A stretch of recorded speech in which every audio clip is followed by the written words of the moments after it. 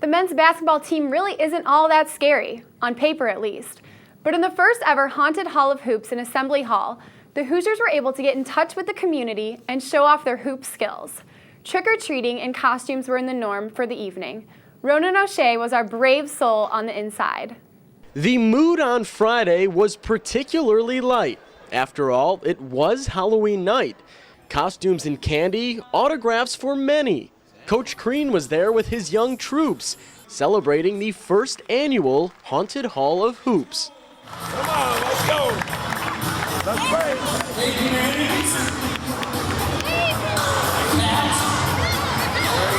That was one of the greatest things I've been a part of since college basketball, man. Just giving back to the little kids, man. They're so cute coming out here, the little costumes on.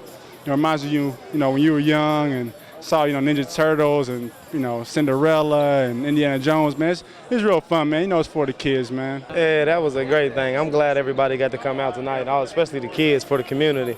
I mean, it makes their world just to come out and grab a piece of candy and sign in their costumes. I had a lot of fun doing it. I think it was a success. When you got 88 little kids out there on Halloween night and all those families taking pictures, that's great. We'll be right back at it tomorrow morning at 9 o'clock. The intensity level will be a little different. After the trick-or-treating, IU participated in an intra-squad scrimmage, which was won by the Crimson team 71-52. In total, 5 players scored in double figures. Georgetown transfer Jeremiah Rivers led the way with 23 points, including 5 from beyond the three-point arc. I was telling the whole first half, I'm like, man, what you doing? And then he kept hitting and then coach got mad at us. He said somebody step up and guard him, and they told me to guard him. So tried to do a little something on him, but he's a tough guy to guard. I think running the offense better. I thought I was a little more fluid today. We're still a little, helter-skelter out there.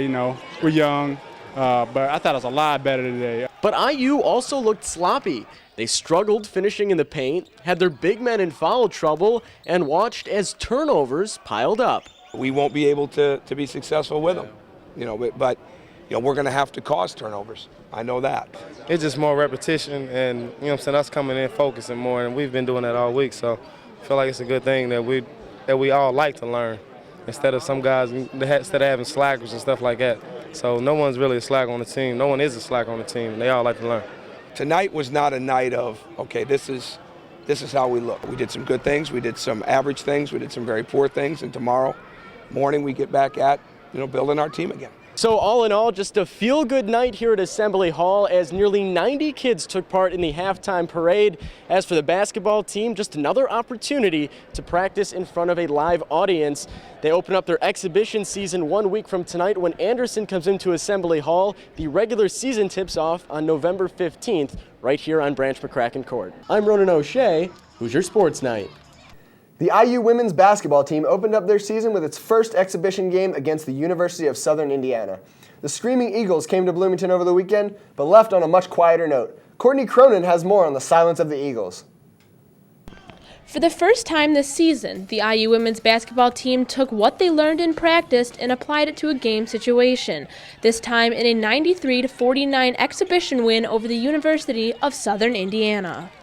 I just think we were all really excited, to get out there, and we've been practicing and so long through preseason, working hard, and so, I just think I had a lot of energy coming out, and, was able to hit, 2 threes right off the bat, which was great. It was really cool to see our young ladies stay focused for 40 minutes, and if we can maintain that throughout the season, I think that we're going to be a hard team to beat. The Hoosiers went 12 for 19 from the three-point line, with sophomore guard Haley Lynn nailing 4 of her 7 shots. Our goal is to take the open shot, and these young ladies are in the gym a lot, and they paid the price to be able to have the privilege of shooting the 3.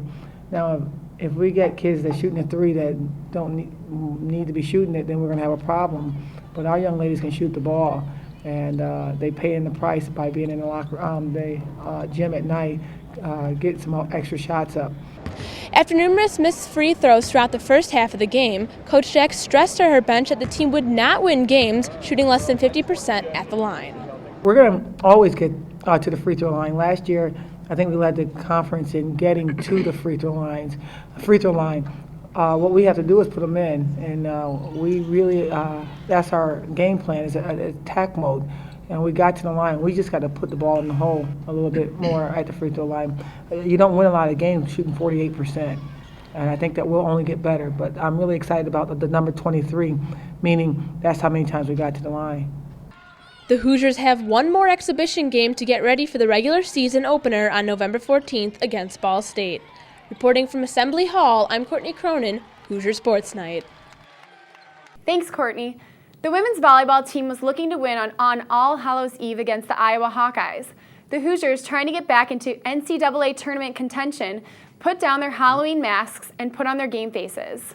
The Indiana Hoosiers women's volleyball team had a rough start to the season, but with a road sweep of Wisconsin and Northwestern, they're back in contention for an NCAA title berth. This game against Big Ten rival Iowa and the next game against a ranked Minnesota team may decide their fate for the rest of the season. The Hoosiers will look to Ashley Benson, Big Ten Player of the Week, for October 20th to 26th to lead them to an NCAA tournament berth. Despite being named Big Ten Player of the Week, Ashley Benson gives credit to her fellow teammates for the recent surge by the Hoosiers.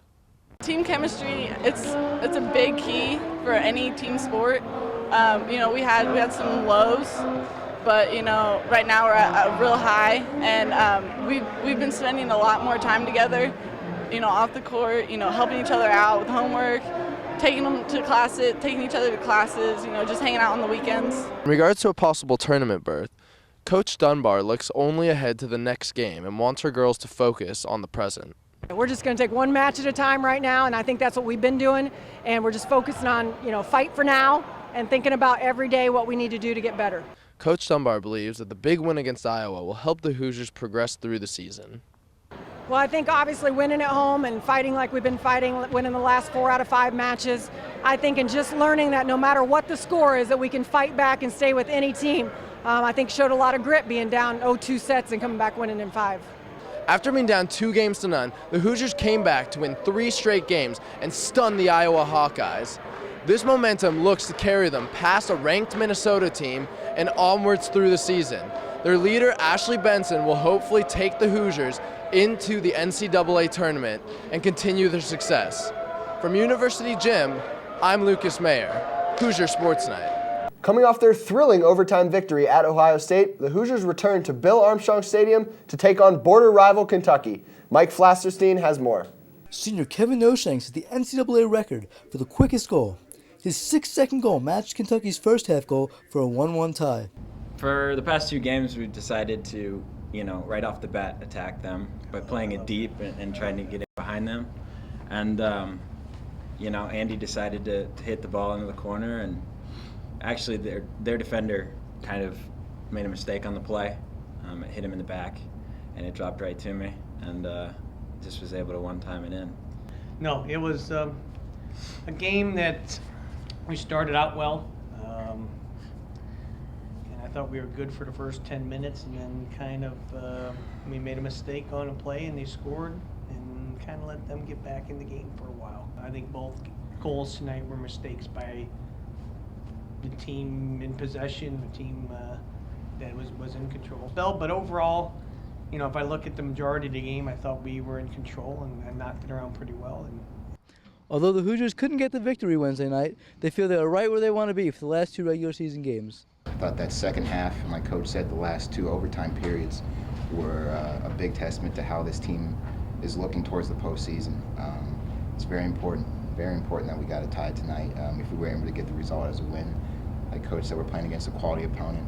They posed some problems for us with their size and how direct they were playing. But I thought we band together as a team today. Guys were stepping up into their roles and covering for each other. We played a solid game. We cleaned up the mistakes.